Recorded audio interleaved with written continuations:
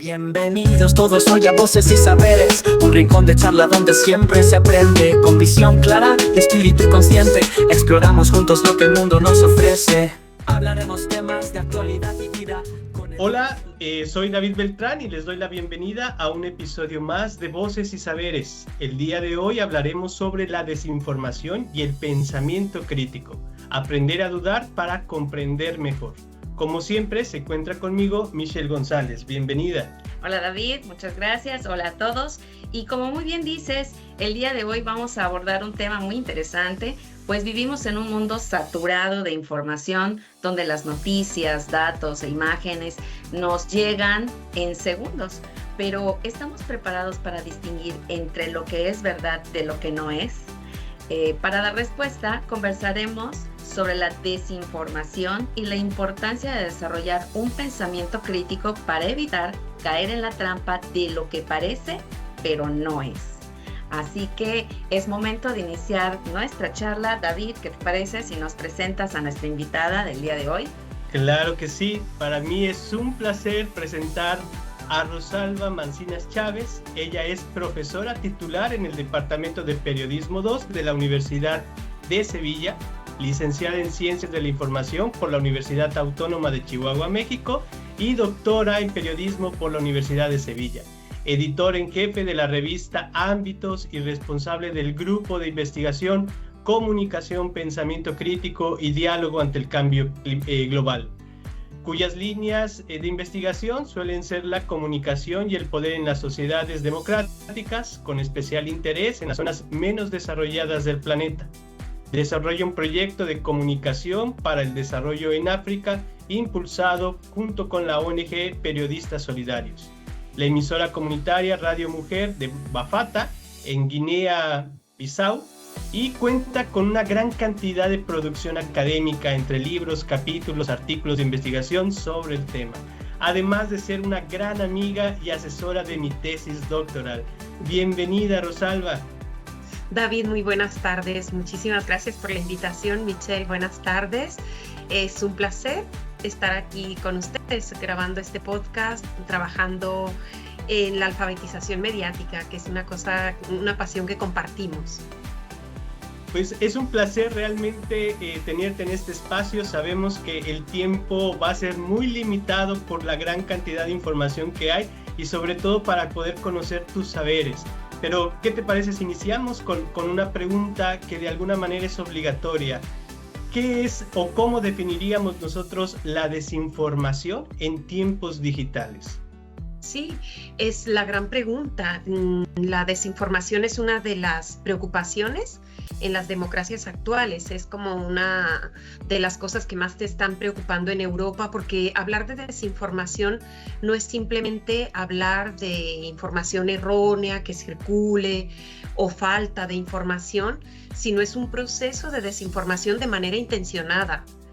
Es decir, que hay alguien interesado, ya sea por razones políticas o por razones económicas, en sembrar ese desconcierto, en sembrar esa información errónea, ¿no? Esa información equivocada, llevarnos hacia lugares a los que no son verdad, ¿no? Es un concepto muy ligado al concepto de posverdad, del que empezamos a hablar precisamente, yo creo, a partir de 2015, 2016, con los procesos electorales en Estados Unidos, cuando salta al escenario político Donald Trump y empieza a mencionar la posverdad como una nueva forma de comprender los fenómenos, donde tu verdad no es importante ni mi verdad es importante, sino la interpretación de los hechos, ¿no? Lo cual pues nos lleva a un desconcierto generalizado, porque no sabemos quién tiene la verdad, ¿no?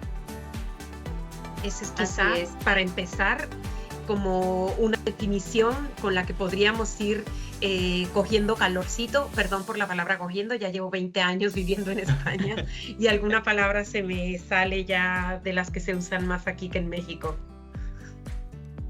Sí, y hay algo sumamente interesante de la desinformación, porque comúnmente se apropia no solamente de una intención, sino también de generar una incertidumbre en las personas, ¿no? Vemos que de alguna forma, por ejemplo, en lo que lleva Trump en su presidencia, inclusive cuando era candidato de este segundo periodo, se maneja siempre por la desinformación, generando incertidumbre, porque eso le permite tener la atención de todos sobre lo que va a hacer. Dentro de este aspecto, ¿cuáles serían, por ejemplo, las funciones de la desinformación? Sí, es una estrategia de manipulación de la opinión pública, definitivamente, la desinformación. Mantener a un público desinformado es un público que tiene más miedo, un público que tiene más incertidumbre, un público más vulnerable en general. Un público que no distingue entre lo que es real y lo que no es real, porque ¿quién tiene la verdad, no? A lo largo del siglo XX fuimos viendo cómo los medios de comunicación masiva, los medios de referencia, tenían intereses políticos y económicos. Y de pronto, los medios de referencia es casi la única cosa en la que podemos confiar, con todo lo que circula a través de canales informales, como son las redes sociales, ¿no? Con todo el advenimiento de las tecnológicas, el advenimiento de una cantidad ingente de información que nos lleva precisamente a la censura con la estrategia de la sobreabundancia informativa. Ya a principios del siglo XX preocupaba, acordaros que Ignacio Ramonet empezó diciendo que la sobreabundancia informativa era la nueva estrategia de censura del siglo XXI. Para que nadie se entere de nada, hay que darle muchísima información de todo. Así, de esa manera, ocultamos lo que es importante. Lo dejamos al público indefenso, ¿no? Ante esto. No sé si con eso respondo a la pregunta que me planteas, David. Sí. Claro. Y ante esta vulnerabilidad, con este exceso de información, ¿cuáles serían los riesgos de esta desinformación para la sociedad? Yo creo que el riesgo más visible es el político. La gente tomando decisiones o votando a partidos políticos extremos, y a partir de la desinformación le ofrecen salidas fáciles o respuestas fáciles a problemas complejos, ¿no? En Europa hay un crecimiento de partidos de ultraderecha que dan soluciones sencillas a problemas complejos. Por ejemplo, la inmigración desde África, que es un problema para Europa, pues la extrema derecha dice, pues simplemente se le cierran las puertas y ya está. Sin pensar en los derechos humanos, sin pensar en derechos sociales, sin pensar en todas las tonalidades de grises que existe ante ese problema, ¿no? Es como el problema más visible, el problema político, pero luego el problema económico también.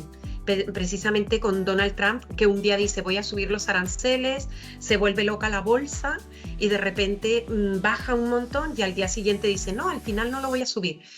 Y sube otra vez la bolsa y hay alguien que se hizo rico en esa desestabilización a partir de la información, ¿no? Y luego el riesgo social, porque ha habido algunos incidentes en España, pues de golpear a inmigrantes, de delitos de odio hacia mujeres, hacia homosexuales y demás, y todo proviene de procesos de desinformación, porque parte de la desinformación se empeña bastante en generar odio, en generar no solo incertidumbre, sino una manera de reivindicar lo propio, hacer que odies a lo ajeno, ¿no? Al otro. Y luego también problemas de salud. Es decir, también hay mucho riesgo de desinformación en prometer soluciones milagrosas a problemas de salud, con tal de vender remedios naturales en problemas de salud, algunas veces que ni existen, ¿no? Aquí se hizo muy famoso la tendencia que hubo en TikTok de venderles tratamientos faciales a niñas y niños de 12 años, por ejemplo, que no tienen problemas todavía para usar tratamientos faciales y ese tipo de cosas, ¿no? O a lo mejor hacernos creer que podemos ser más delgados, que tenemos que ser más jóvenes y vendernos productos que realmente no necesitamos, ¿no? Pero que nos venden la incertidumbre y la necesidad de encajar y de pertenecer a la sociedad. Entonces, bueno, pues los riesgos son políticos, sociales, económicos, pero también de salud, ¿no? Sí, mira, qué interesante. Viendo esta situación de los riesgos, tú sabes que México es un país religioso y hoy en día están abogando casi la mayoría de todas las redes hablar acerca de sus quinielas de quién es el futuro papa, ¿no? Y quién está o quién debe de estar, por qué debe de estar. Y esta pues, gran información que dan no está contextualizada, no está bien fundamentada.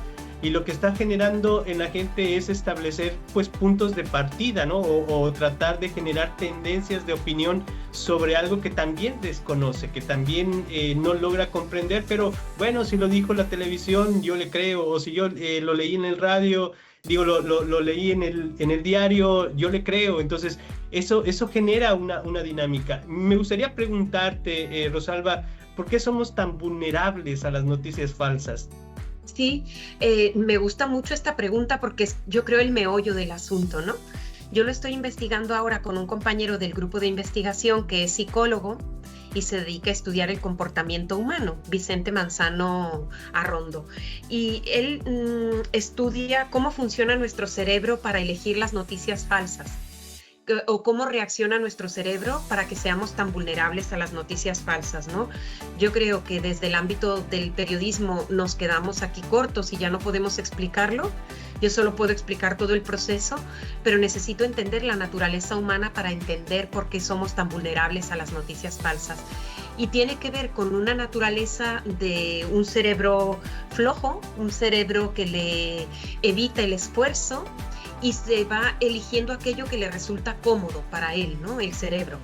Entonces, normalmente si ya tienes una tendencia o un prejuicio, pues vas adoptando todas esas ideas que fortalecen tu prejuicio.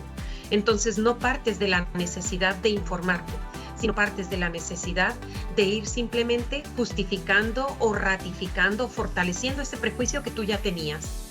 Entonces, antes, sin redes sociales era más complicado porque tu pequeño círculo local, pues finalmente a través del lenguaje oral llegabas a explicar, entender y demás. Pero ahora, si tú eres un necio y publicas algo en alguna red social, pues a lo mejor en Argentina encuentras a otro necio que piensa exactamente igual que tú, otro en Uruguay, otro en Paraguay, otro en Chile, y al final estás dentro de un montón de gente que refuerza esos pensamientos y que te hace que tú te vengas arriba, ¿no? Que tú te creas que realmente tienes razón y rechaces por completo todas aquellas ideas que no se adaptan a las ideas previas que tú tenías. Por eso es que somos vulnerables, ¿no? Porque agarramos esas cosas y sobre todo en lo desconocido, sobre todo en aquellos lugares que no conocemos, nosotros nos hacemos una idea por ese posicionamiento que ya tenemos y simplemente lo vamos fortaleciendo con todo aquello que encontramos, ¿no? En ese mar de información que tenemos.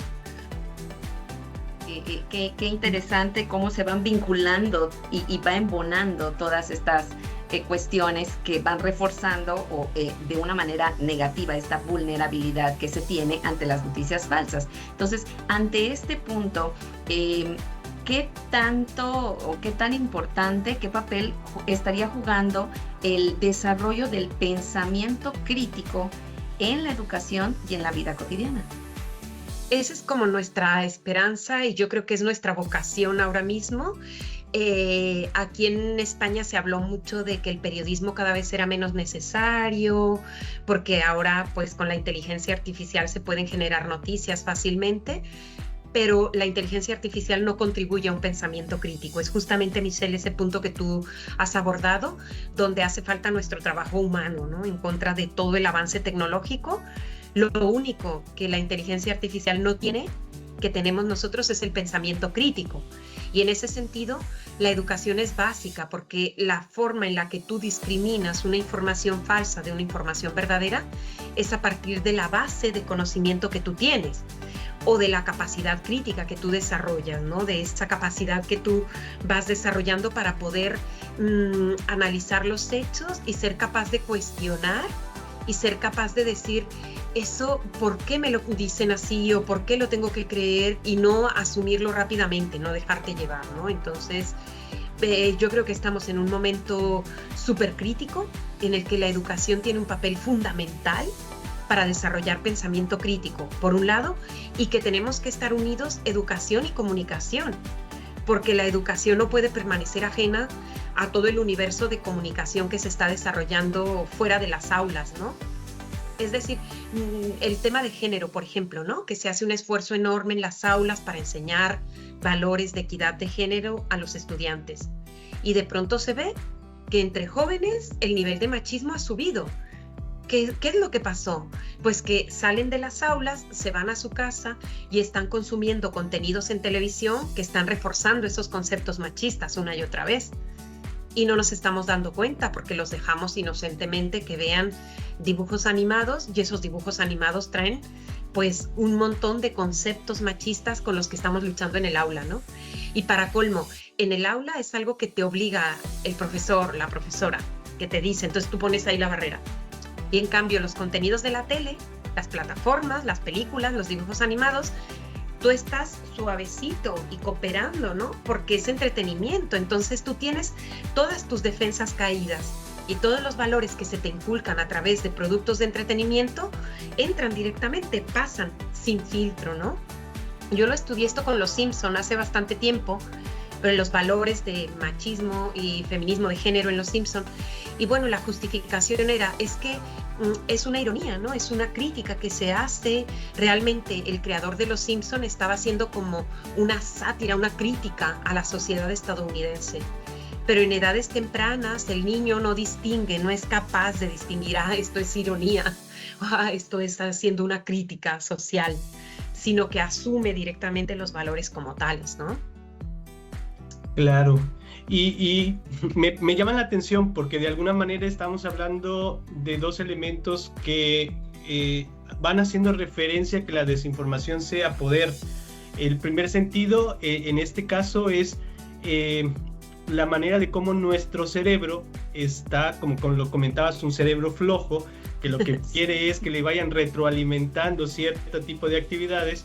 Entra un poco en lo peligroso porque ante los medios de comunicación tradicionales, pues estos uno los podía apagar, los podía cambiar y no pasa nada, pero en las redes sociales, donde comúnmente nos está llegando información que de repente uno dice brujería, ¿no? Dices algo verbalmente y luego te aparecen los anuncios de lo que estabas divulgando, entre otras cosas, pues como de alguna forma ya por medio de los bots o de la inteligencia artificial nos están adentrando información que nosotros mismos hemos otorgado, ¿no?, a estas redes sociales, y eso va generando que nuestro pensamiento, nuestra desinformación o nuestra cultura se vaya fortaleciendo por estos estereotipos, estándares que las redes están desarrollando. Bajo ese supuesto, bajo esta inquietud, ¿qué debemos de tener en cuenta para enseñar a las nuevas generaciones con la finalidad de que aprendan a leer y a ver con ojos críticos lo que se les presenta en los diferentes medios de comunicación masiva? Sí, pues lo primero es enseñarles que no es verdad, ¿no? Lo que sale en las redes sociales, que hay un interés detrás, que hay un interés económico y que hay un interés político.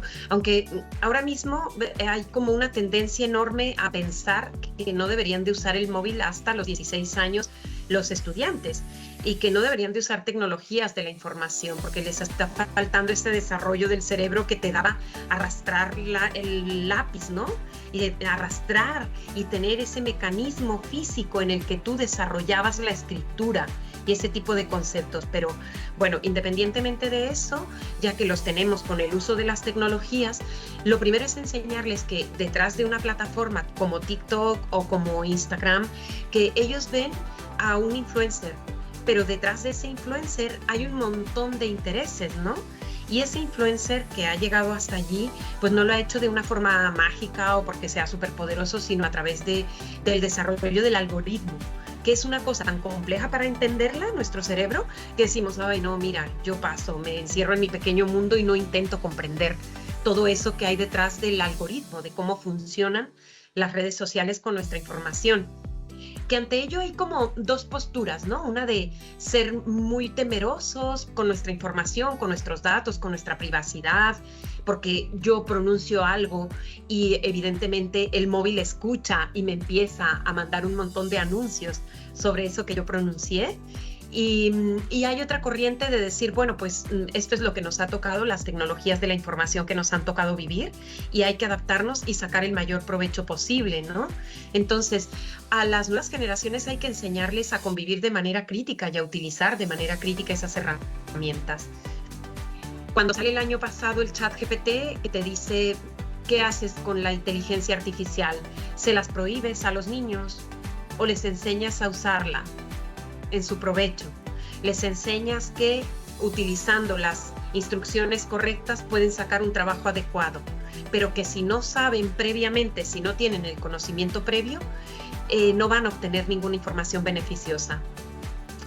Es un trabajo arduo el que nos toca, porque estamos conviviendo, yo creo, por primera vez, un montón de generaciones juntas, que tú lo decías en algún episodio anterior, David, creo que Michelle también lo trataba en algún episodio anterior del podcast, que el reto es hablar la generación silenciosa, que todavía hay algunos que están vivos, nuestros abuelos, a los baby boomer, que todavía pues son nuestros papás, y luego nosotros que somos generación X con los millennials, y luego más adelante con la generación Z, y entre todos entendernos.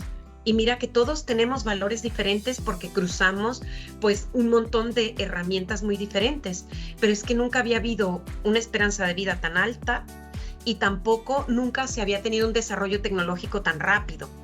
Porque claro, los desarrollos tecnológicos nos dan mucho miedo. Cuando salió también la inteligencia artificial, decían en un reportaje en la radio que cuando salió la escritura, los humanos sintieron que era una amenaza para la memoria. Que si puedes escribir, ¿ahora para qué vas a usar tu mente? Igual bien sabes que cuando surgió la imprenta, hubo ese temor de, ahora se va a banalizar el conocimiento porque se va a divulgar de una manera muy rápida y no se va a valorar.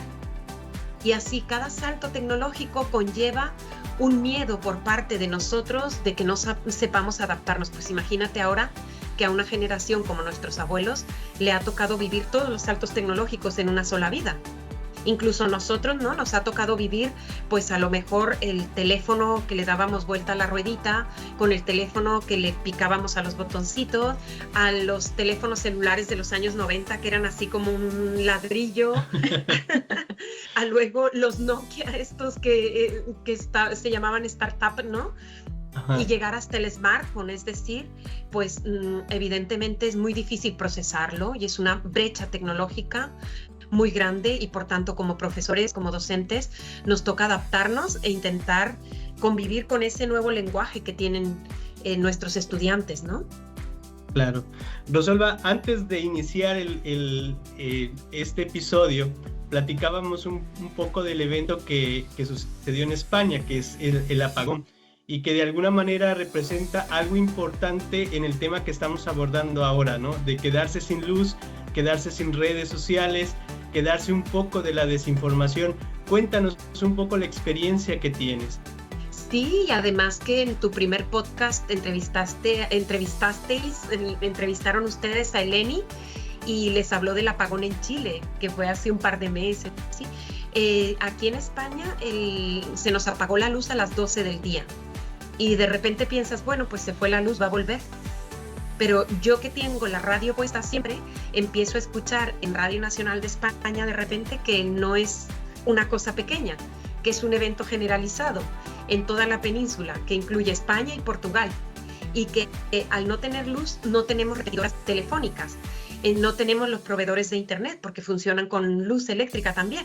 Entonces de repente tenemos pues el silencio total. Y los únicos lugares que se quedaron con baterías fueron los aeropuertos, los hospitales y la radio, que como nunca pueden parar de emitir, siempre tienen unas baterías con las que funcionan cuando hay apagones, digamos cuando hay un apagón local, ¿no? Igual los aeropuertos, igual los hospitales. Entonces nos pegamos todo a radios así pequeñitas de pilas. En algunos lugares ponían en la calle una radio y se ponían alrededor a escucharla.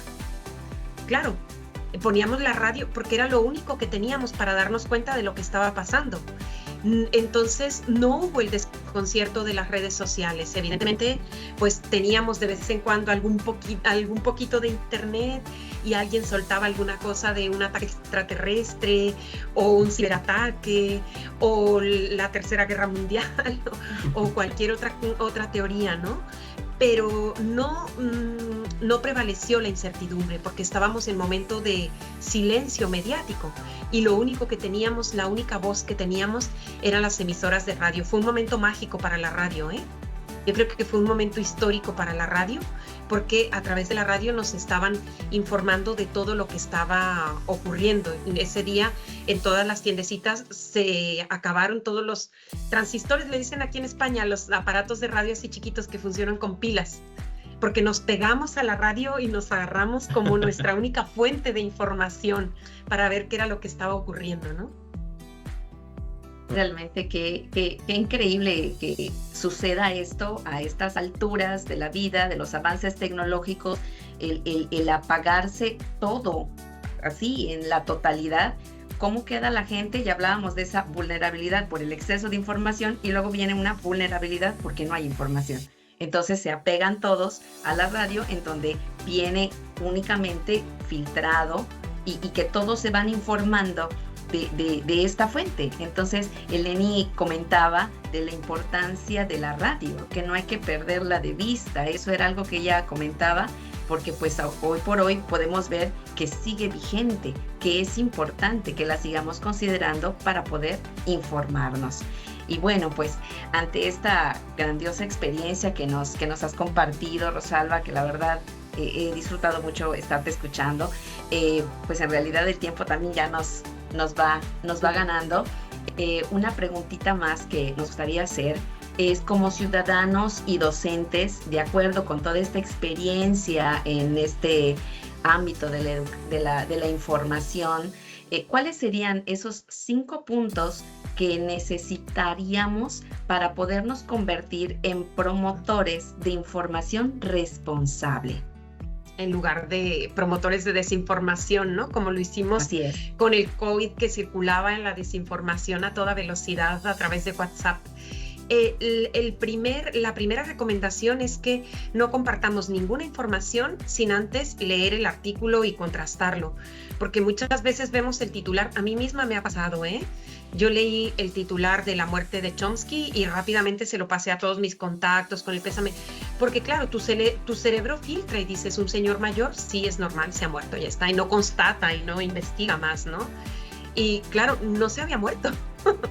Claro, tuvimos luego que decir, ay, disculpa, entonces lo primero es no reenviar esa información que recibes, ¿no? Contrastar primero, leerla primero, y si no tienes tiempo de leerla, pues no la divulgues, no continúes haciéndola crecer, ¿no?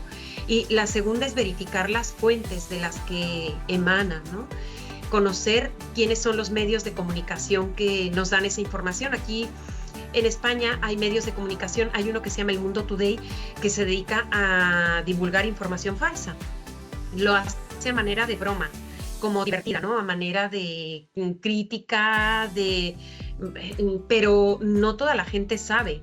Y mucha gente, incluso políticos, han caído en divulgar sus titulares y pasarlos rápidamente, y haciendo el ridículo, ¿no? Porque todos sabemos que es un medio de comunicación que se dedica precisamente a escribir noticias falsas. O sea, él lo pone en su definición, que se dedica a eso, a crear, inventarse historias para darlas a conocer.